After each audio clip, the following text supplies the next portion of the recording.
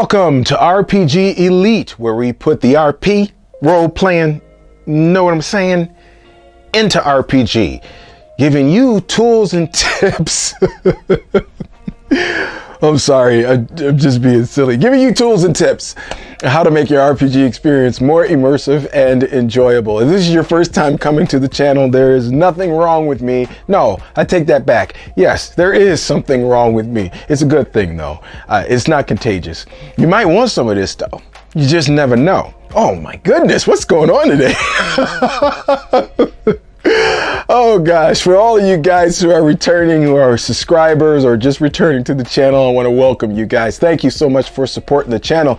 Lately, I've been getting a little bit more growth than normal. I'm not complaining about that. Of course, we don't want to be talking into the ether here to nobody. I mean, we are putting together content for people that would help them and that they value. And you guys apparently like what's going on here. So, hey. I'll just continue with the tradition. And the tradition hasn't been going on all that long because I've only been doing this for regularly. I've only been doing this for like 2 months. So then there's that. And I love it. I like doing this. I really enjoy doing this. I enjoy doing this a little bit more than I should. I didn't know that, you know, I really don't like looking at myself on camera, but I do have a certain way that I like to do things on the channel. Okay, so now that I got my little bit of monologue out of the way, let's get on to what this video is about today. Today, we are continuing the series on Gamma World, and this is part, what is this, 3? Yes, part 3 of our Gamma World series. And in this one, we are going to create a character in 2nd edition of Gamma World. Remember, we're going through 4 different editions of Gamma World. Now, if you haven't seen the first video, it's probably good to go back there before we get real deep into this. So it's probably good to go back, look at that video that's about right here, or about right here, somewhere in there. Okay, look at that video and then come back here. Again, this is purist. So no additives, no preservatives. We're going straight from the rule books. We're not doing any editing. We're not doing all that stuff, okay? This is what you can expect straight out of the box. And then I'm going to meet you on the back end to explain a couple other things as far as this series is concerned and other series that you may see here on this channel. But enough of me. Let's get right into the video. Okay, welcome everyone. Here I am in Foundry VTT. We're about to make our humanoid character. And I have along with me one of my core players, been with me a little bit over a decade. Say hello, Tom. Hello, everyone. And he is going to make a humanoid character here in Foundry VTT for Gamma World 2nd edition. So he's already picked his character type here on this custom sheet that I threw together real fast. So we're just going to go ahead and roll for the abilities. So the abilities for this, as you can see, are physical and mental abilities. There are 6 of them. And just like 1st edition, you roll 4 6-sided dice and you get rid of your lowest die out of all of those. You can roll them all at once or however you want to do it. So time is going to be totally up to you, however you want to do this. So I'll be showing you guys some other things too, as far as some other charts and things that are in the actual rule book, especially things like for the mutations that he'll be able to do, and also for the weapons and things like that. All right, so enough of me. Let's go ahead and let's roll them. All right, let's do these 6. 1. Yeah, that's not too bad. There's a good one. That's a nice one. It's okay. There's a low one. Ooh. We're going to talk about right in the middle. 10.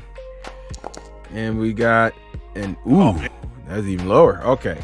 All right. So not the greatest. Not the worst, but not the greatest.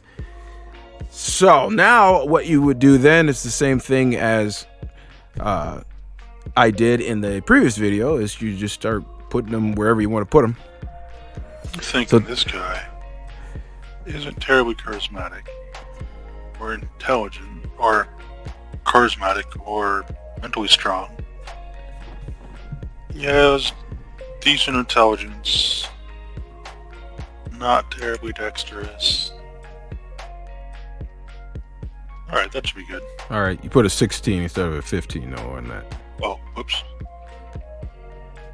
There we go. There we go. Okay, so now we've got the humanoid. No mods, but no penalties, so that's always good.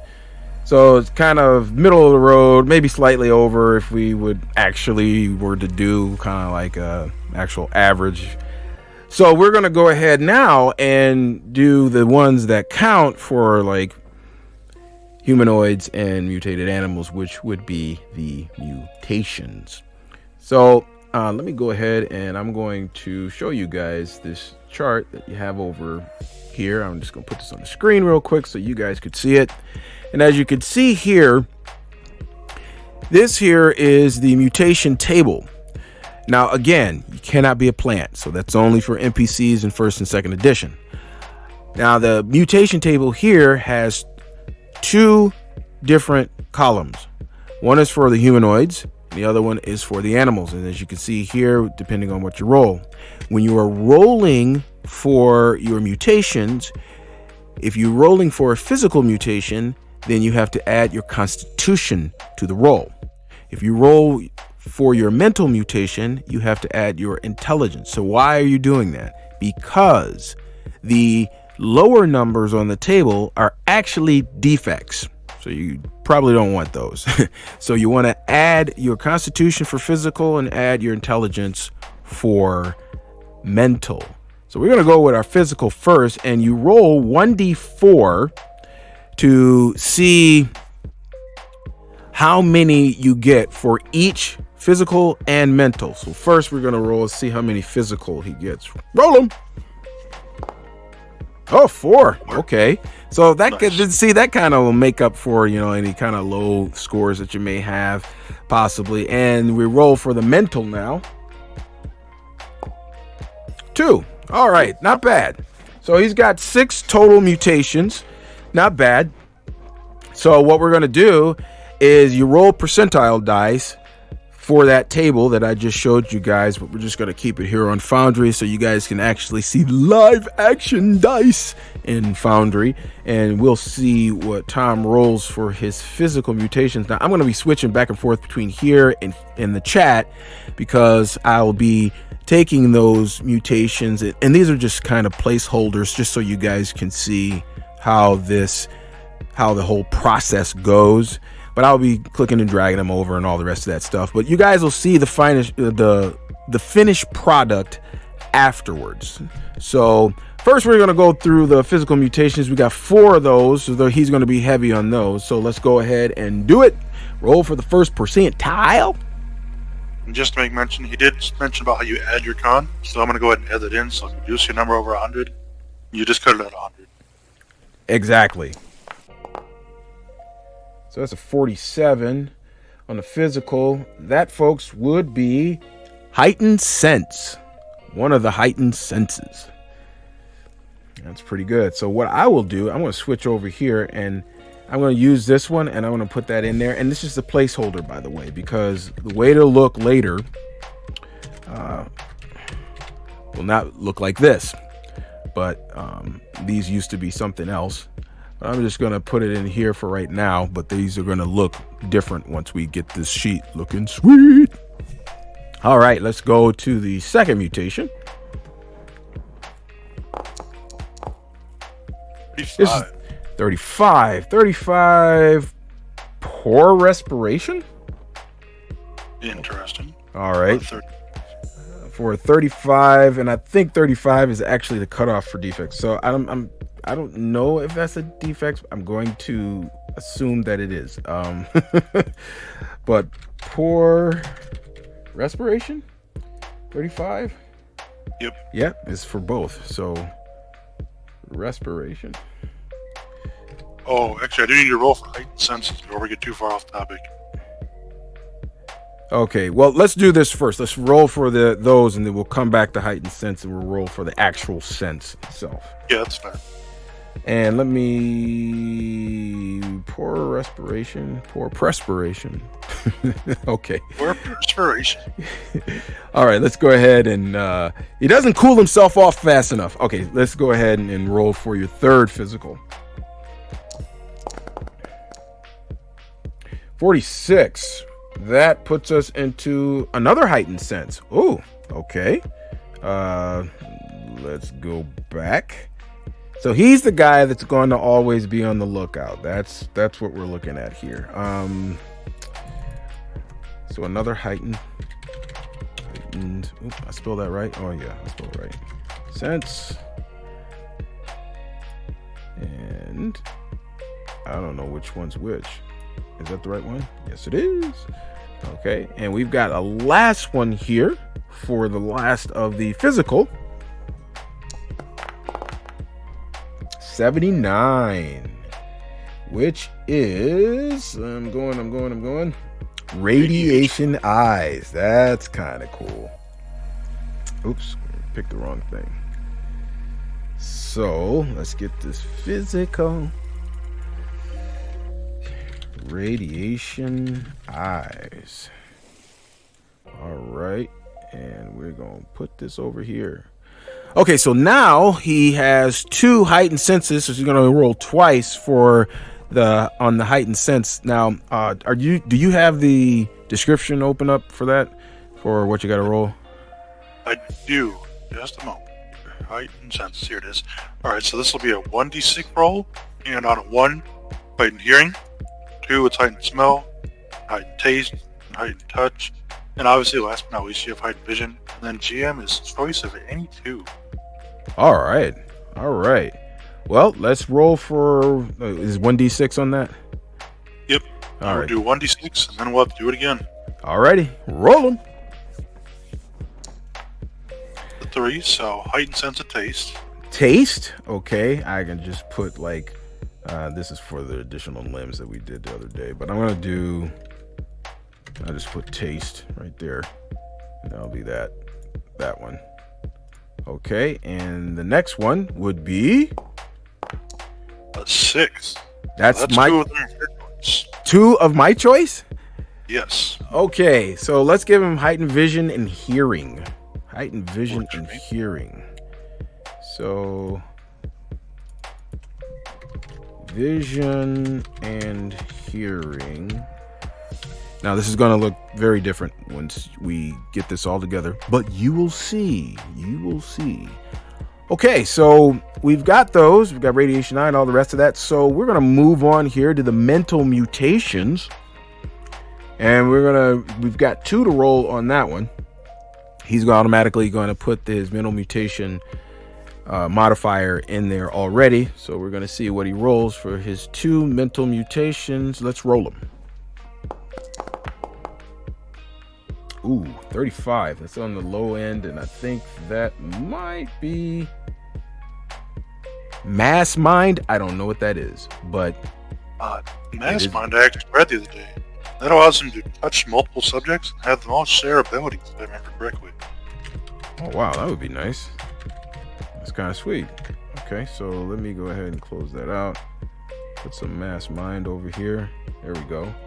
Well, that's not bad. I wonder why that one was not as low. Maybe not. Okay, he's got one more. That. This one is up there. This one is a 62, which would get him illusion generation. That's always nice.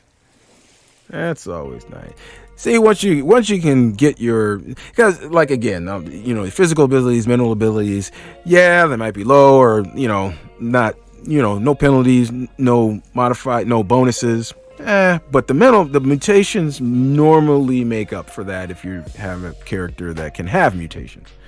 So let's go ahead and put illusion generation and just drag that over here. Now, one thing to note in 2nd edition is rolling pure strain humans. Now, pure strain humans do not roll like the rest of the character types. Pure strain humans, when it comes to their charisma, their intelligence, and constitution, they keep that fourth dice. The constitution can't go over 18, and the intelligence and charisma can't go over 21. So if you happen to get over 21 on your charisma and your intelligence, then it's just going to be 21. And the same thing for constitution. If you roll over 18, it's just going to be 18. But they kind of get a boost in, well, a potential boost, depending on how well you roll. So then there's that, because the possibility could be you roll all ones, and then that would be really bad.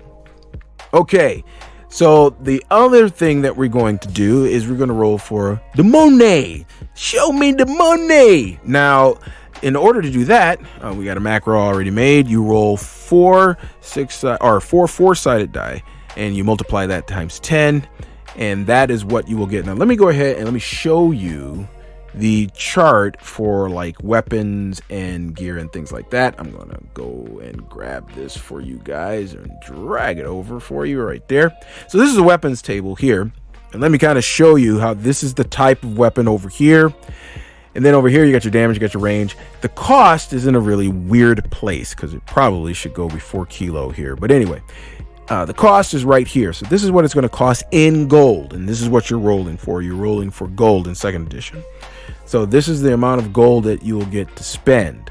So immediately you're going to see that there's just going to be some things that they're not going to be able to spend or to get. Now, there's another thing you have to realize as well. Normally, the way that they said it in the book, and you remember now, folks, this is a purist approach. We're not, no additives and no preservatives here. Normally what they say is that you would start at a tech level 1 base, because your base determines what you're going to be able to get. Now I want you to notice something, and I'll go ahead here. I want you to notice something that we did not do. We did not do cryptic alliances. Why didn't we do cryptic alliances? Because I have a whole series, and I've already got it planned out. It is a 3-video series that will go into a deep dive on the cryptic alliances. And if you're just coming out of the box, then characters don't belong to a cryptic alliance. Okay, but you can, again, like we always do, we change things, and GMs can do whatever they want to do if they want you to be a part of a cryptic alliance or not. And the last one, I said I made the pure strain human a part of a cryptic alliance. So, or it could be that certain character types can be certain cryptic alliances, but we're not going there. We're just going straight out of the box. And straight out of the box, it says, well, they started at base 1, which would mean that you can only buy things on the weapons table or armor table or things like that. Let me go ahead and show you your armor table here real quick, because it's down here a little bit. So here's the armor table, and here's your cost right here. And you go back up a little bit, and there's the gear table. So there's the general equipment table, and then your cost is right over here. So some things even if you rolled at the max, you're just not going to be able to buy. It's just going to be too expensive. But some things you're going to have to look and see if you're even going to be able to get it, because if you're starting off at tech level 1, they start you off rough here. Okay, you're just getting out of the box, right? So the only thing that we're going to do in this video is we're going to do a weapon. He's going to choose a weapon of choice, or weapons of choice. And then we're going to do some other things, but we're going to do this kind of off camera, and then we're going to come back, and then you guys are going to see what the total character sheet looks like, and I'll, go ahead and highlight some things, and then we'll end it there. But let's go ahead first and roll for the money. Like I said, 4 four-sided dice and multiplied times 10. We're going to see what he gets. So go ahead and roll him. Nice roll. Nice roll. 110. Okay, that's not too bad, folks. Not too bad. So when we go and look at the weapon table, he's got options, actually. He actually does have options. Now, of course, again, it's got to be tech level 1 because they start as tech level 1 base, that kind of thing. But he still has options. He has several options, actually. I'm looking at blowguns and bolas and clubs and daggers and throwing axes, and I think that's about it, isn't it? Oh, nope, it got some bows down here, short swords, slings. Oh, okay, he's got spears. You're looking at this. What's looking good to you, Tom? Me, I'm not entirely certain. I'm thinking maybe something like a polearm. Oh no, polearms too. How about a spear? It's close to a polearm. Yeah, spear could work. Spear could work, okay. And it's cheap. This stuff is cheap too, because it only costs 3, right? And did you want another weapon? Now, I think I have, and let me go ahead and look, because I think I've already pre-did this weapons and stuff, but I want to make sure. Did I do a spear? I did a spear. So as the type of character he is, I think I can imagine him having also probably a pair of daggers. All right, I got a dagger as well, so I'm gonna put that over there, and then you could put 2 in there for you. There you go. And he's kind of giving me that pseudo-primitive vibe, with that sort of hunter vibe, so I think we'll give him a bow. All right, we'll give him a bow as well. Let's go ahead and get that. And where's the bow at? And then the bow is right there. And we gave him a bow. Awesome sauce! You would go ahead and you would pick his armor, and we're going to do that as well. So I'm just going to scroll down a little bit for the armor, because those other things, and let's go back up so you guys can see this. The other things that he just picked, they're not expensive, like at all, right? So he picked a bow, and the bow had, and it's a short bow, I'm assuming, because it's the only one that's on this chart. The bow, the bow was kind of expensive. It cost 25. Okay. But, he's got 110, so that's probably, that comes with the arrows. So he's automatically got the 20 arrows with it. But the rest, like the spear, is only 3, and the daggers are pretty cheap too. If you see, daggers are 3 too. So what did he end up spending? 31 altogether. So he's got plenty to go and get his armor. We're going to do his armor, and then we're going to do his gear off camera and all the rest of that stuff, and then I'll come back and you guys can see the finished product. So looking at the armor table here, you spent 31. So from that, what is that? 79 that you have left?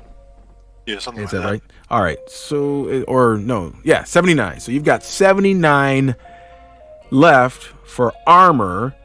And again, he's limited because he's on a tech level 1 base. So he's got, what do you see here? We've got some leather, some fiber, some studded leather, and a shield. Okay, I guess he could get, I guess he could get that as well. All right. So what's looking good? Well, to keep on with our theme, I think I'm going to keep him as more of a sort of primitive type thing. We're going to go with the furs and heavy skins. Then we'll do like a shield for a buckler. Alrighty. Let me see. Now, did I make that in armor? I don't know. Oh, maybe I did. Hold up. Okay, so here we are on the other side of Tom's Humanoid character creation for 2nd edition Gamma World. And as you can see, we filled this out. Now, the one thing that we did forget to do, and I don't know why there's this bug here that it keeps changing back to the wrong type. But anyway, so one thing that we did forget to do in the other part of the video is roll for his hit points. Now, the way you do that is the same way as in 1st edition, as you roll the number of 6-sided dice equal to your constitution. He went ahead and did that in the interim and came out with 47. And you can see here that all of his mutations have been added, as well as his weapons, his armor, and his gear. And that just took a little bit of time just to put those together on my end. And you can see, as we can look at all the weapon types that I've put together here, also in terms of gear, having to get all of those put together. And so those are little things that I didn't want to waste too much time on with you guys. But the one thing that I'm going to do, not in this video, but in a separate video, is tell you guys a little bit of detail about the mutations themselves in terms of all of their stats and what all of them mean and how they might work in a situation. And I probably am going to I'm not sure if I'm going to do that as a separate video or not, but this is it. And he also picked a picture up here, which is this little alien looking creature, and he was talking about how he probably has a forked tongue and all the rest of that stuff, but there he is. And so that's going to be the end of our second edition character creation in Gamma World for the time being. There are some other details and stuff that we'll get into in some other videos, but that's it, folks. Thanks for joining me. All right, well, there you have it, folks. Our second edition humanoid character in Gamma World. Now, some of you might ask, why is he going all deep into it? There's a couple reasons why I do that. Number one, I think it serves you better. I mean, if you know nothing about a game, you can't learn something about a game in a 10 to 15 minute review. You need some deep dive and context on how a game operates. For me, if I'm playing something like an MMORPG, right? I don't get whether or not I'm going to spend money and a lot of time investment from a 15-minute video that wants to review the game. I'm not going to do that. I'm going to watch hours and hours of content before I can invest in something, because I know for sure this is something I'm going to enjoy. So that's why I'm getting into a deep dive on all of these classic RPGs, the systems, how they work, the setting, everything. It's to inform you, my fellow elites. It's for you. Well, not completely. I think it's fun. I think it's fun doing this for you. So that's part of it as well, and getting into these systems. All right, well, that's going to be it, and I'm going to see you in the next video. Next video, I'm going to give you a tool that we're going to focus on. You might just be a little bit surprised at this one. So I'll catch you on the flip on that. Hey, if you haven't already, click subscribe, click notification bell. That way, when I come out with that video, you'll be the first to know. Okay, I'm off of here, folks. See ya. Wouldn't want to be ya. Exit. Stage left. Now, for those of you who don't know who Snagglepuss is, look him up here on YouTube. Until next time, here we go. Say it with me. Happy gaming.